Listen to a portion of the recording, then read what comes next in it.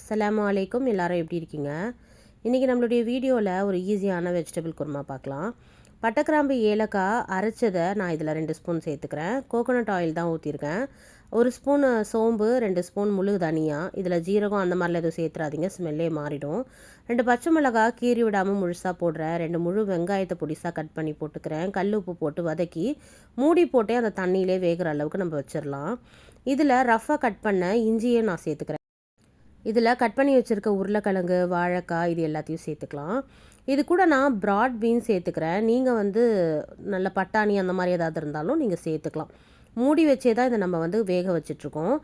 இப்போது இனிமேல் நம்ம மசாலா, தக்காளி எல்லாம் சேர்த்ததுக்கு அப்புறம் தான் தண்ணி ஊற்ற போகிறோம். மசாலாவில் நான் மிளகாத்தூள் சேர்க்கலை, மஞ்சத்தூளும் கரம் மசாலா தூள் மட்டும் சேர்க்குறேன். சரி, அப்போ தேவையான அளவுக்கு இன்னும் கொஞ்சம் உப்பு போட்டுட்டு இதை முழுகிற அளவுக்கு கொஞ்சம் தண்ணி வச்சுட்டு மூடிட வேண்டியதான். இதை நல்லா வேக வைக்கணும். நல்லா வேக வச்சு பொறுமையாக சிம்மில் வச்சு நம்ம ஆஃப் பண்ணணும். இதுக்கு குபூஸ், பரோட்டா, சப்பாத்தி, தோசை, இடியாப்பம்னு எதுக்கு வேணாலும் சாப்பிடலாம்.